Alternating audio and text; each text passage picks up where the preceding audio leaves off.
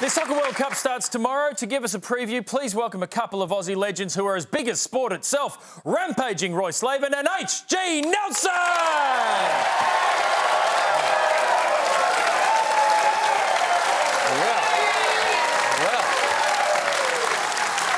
Welcome to the weekly. Yes, Charlie, look, I know I said it before, but it's football. It's not soccer. It's the World Football Cup. Soccer is something you play in the backyard with a round ball. This is something way beyond that. It's got teams from all over the world. Australia's there. We're going to Russia. And the first thing is to say how much Roy and I love Russia. I know it gets a bad rap. And can I point out that this was the World Football Cup that Australia was meant to get. We bid all those years ago. We gave the world $45 million of our money for one vote. And that was the vote we didn't have to pay for. 45 million was pissed up against the wall. And I don't know whether Roy's got any thoughts on how the Socceroos are going in Russia, but it's a revelation. Yes. Well, they are the Socceroos, aren't they? Not the footballeroos.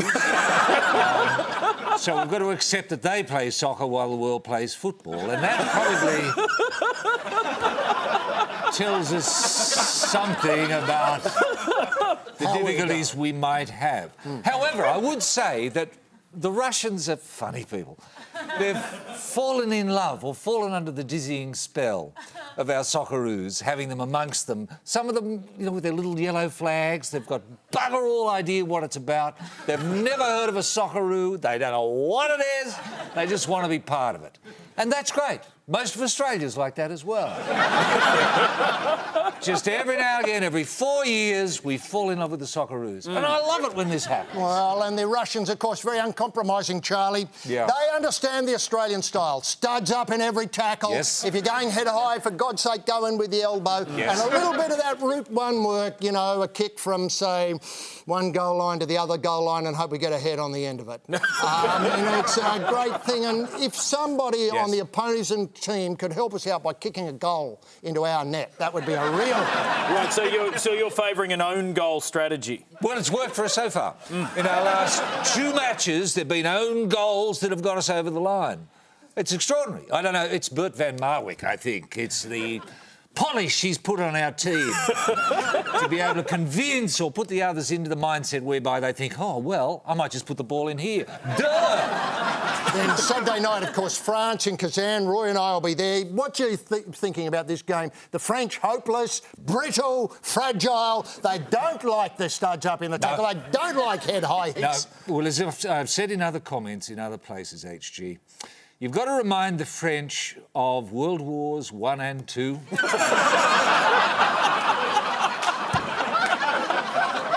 Where they were found wanting in 2 departments. Courage and valour.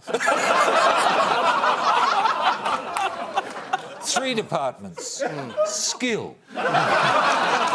Now, we've built, it cost us so many billions of dollars, thank you very much, Tony Abbott, the Monash Centre at Villiers-Bretonneux, yes, to celebrate Australian courage and bravery. I would be reminding the French players of that when we meet them out in the middle. I would be saying to them, have you been to the Monash Centre to see Australian courage and valour? Like this. Yeah. That sort of stuff. To get an ascendancy upon them, Charlie. I think we can do that psychologically by reminding them of their pathetic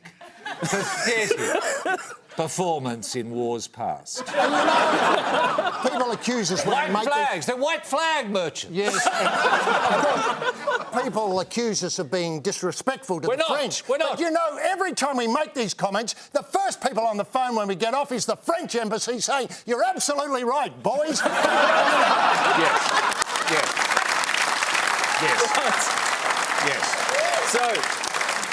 So we're halfway through 2018. I thought we would do a mid-season report card for Australian sport. Yes. Obviously, first up, controversial year for cricket. How do you think we're faring now? Incredible. The culture has changed. We're rowdy. I mean, we used to be rat bags before. Wait till you see this new lineup. It's playing a one-day series in England as we speak. Yes. The culture's changed. It's all AC/DC. It's all pants around the ankles. It's all sandpaper on the end of the bat, not in the underpants now. It's incredible. Yeah. It's incredible. Langer's produced a miracle. Well, he's produced a team based on the principle that they're acceptable to his daughters to be married. Now, I don't know what criteria their daughters are looking for in men. Hopefully, they're looking for people who can score a few in the middle and... Take 5 wickets. Take 5 wickets. Bring one up quickly off a short length. That sort of thing. But I would say too, Charlie, that this is the first time, this first Australian team where we've had a Stoinis in the team and a head. Now, I'm very pleased we've got a head in our team. Never in our history have we had one. No, it's fantastic. Travis Head, is that his name? I think so. Travis Head. Yes. And Marcus Stoinis. Yes. Of course, people have pointed out that Langer's daughters may be interested in somebody who could change a fuse if fuses are still used and maybe clean out the guttering and stuff like this. Yes. But they're not cricket skills, you see. So Dewey sent out a lot of people who are pretty handy up a ladder or can rotate the tyres on a Sunday morning and clean the barbecue and that sort of stuff. That had certainly surprised the Pakistanis, I'm telling you. So, on the plus side for Australian sport, the Com Games were a huge the success. Australian Games, Charlie. We won everything. It was great. It was great. I got tired of standing, saluting with the trousers around the ankle and slip pointing north. We won so much. It was Aren't St Kitts hopeless? I mean, why would you live there? I mean, all these busted-ass nations that fly under the Commonwealth flag. I mean, we just made them look so stupid. It is. And what a great... And we're in television, so we've got to remind ourselves. So the next big event on the Gold Coast is the Logies, coming up on July the 1st, I think, in memory. Think you're right. If we can capture some of that magic of the Commonwealth Games and tip it into the Logies, I don't know if you're... Well, the Gold Coast has become the big events capital of the world, hasn't it? Well, and Peter Beattie showed what the Gold Coast can produce with those Commonwealth Games. I thought they were absolutely perfect. Yeah, and Beattie, let's not forget, he's now head of the Rugby League in Australia. He is, and I would like to see Beattie ahead of the head of cricket in Australia, now that James Sutherland's gone. I would like to see Beattie take over the AFL, because this Gillan McLaughlin fellow, who killed Tasmanian AFL, he's a murderer. The murderer of Tasmanian football has got to be replaced, and I think Peter Beattie walks into it as a clean skid. Now, also doing our sports report card, we are into the second year also of the Super Netball competition. Yes, Super Netball. Have you noticed an improvement in the superness of the netball? Incredible. It's just so fantastically super. But can I point out, we also play Super Rugby. And one of the great things about Super Netball is they got rid of the New Zealand teams. And I'm suggesting here tonight to be the first to suggest that we get rid of the rugby teams out of Super Rugby. I think it would be a great improvement. I think for those who follow the sport, they'll know that up until recently, Australian teams went 40 losses against New Zealand teams before there were a couple of wins, sly wins. And so I think if we could remove that, it would encourage Australian teams to maybe add... Just entirely remove New Zealand from all competitive sport? Or? Yes, well, most... From domestic competitions, Charlie. We don't want them here. We don't like them here at the best of times. But to be part of our competitions, I don't think it's fair. I don't like it. But getting back to your Super Netball, look, I think I preferred it when it was on the ABC or SBS. You just came across it accidentally and stayed with it. Now it's on, it might be on Channel 9. And I go there and it just doesn't interest me. The coverage isn't as good. The commentary isn't as good. I don't think the standard is as good. Goals aren't as good. Goals aren't as good. No. Because we don't have the New Zealanders there, oddly enough. So I've sort of come around to a different thinking. If Nine was to reach out and bring in a couple of New Zealanders and on-sell it back to SBS or the ABC, I would love that. Yes. I was going to say that... Oh, there's a lot of support in the room. There is support in the room. Because they know their netball. And they know we're right. If you want to bugger up a sport, sell it to Channel 9. The other thing, of course, is a couple of New Zealand sides there. It would make Australian Super Netball sides look so much more sober. They would. You've got no comparison anymore. No. They're just all the same.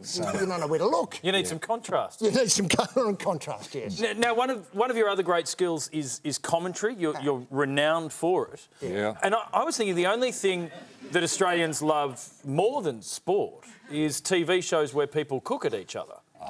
Cook at each other, I If love anything, that. that's our national sport. Have you thought about doing a cooking show, Charlie? Oh, I don't think I'm worthy. I don't think I'm ready. I don't want a cooking show. Look, you can go to that SBS Cooking Network and just watch cooking all day. I've done that. It's not worth it. You just end up vomiting, don't you? You do. What I want is an eating show. If I could convince Matt Preston to sit down in front of a camera and eat for a day, I'd watch that. I would. That, to me, would be incredibly entertaining. Well, if I can... Into the mouth. And the follow-through, if you wish. Just... For the sickos in the room. Well, Matt Preston's bowl. Sorry, too far. if I could put upon you... Yes. Yes. Could I ask you to commentate We'd love some to, Charlie. competitive What do you got to start? I have a small selection from an episode of MasterChef here. And if you could commentate it... Ah, here we are. Well, here we are seeing the plate, and look at George there. He doesn't know where to look. He's I tell you what, it stumped. looks tough to me. It looks tough to me. That looks like a pork belly with a chili jam. Do you know what's wrong with that? No hero on the dish. No. Love on the plate. No. Here it is. Here it goes. Put some more in, Manny! There's Gary, of course. Gary trying to fight hunger. George in it's there not- looking for no, someone it's to too tough. It's too tough. You can't eat that. I couldn't eat that. Look, he can't You even can't cut even it. cut it. I mean, that's a joke. And what's the come back to it. The hero of the dish. no. It's not the stringy pork. No. There's got to be something else there. There's no, the journey. Man, I always say if it looks that bad going in, imagine what it's like coming out. And But here here's he a bloke who knows that sort of rubbish, that sort of nonsense. Can Look, I- fish uncooked. Can I point out, I hate this bloke. I think it's Gordon Ramsay, yes. All he does is hurl fish. Hurl food. I know. I don't like that. It encourages young kids at home. They see this on television and all of a sudden they're fiddling with their food. They're looking at mum and dad. Mum turns towards there you see, throwing food. That just encourages bad behaviour. I hate it.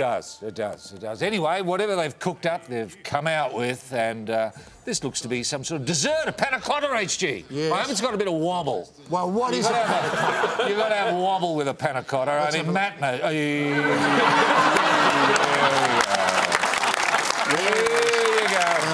Put some more in, Gary. And here he goes. Manny! Put some more in! I've got to say that was... Oh, bravo. Would you please thank Roy and HG?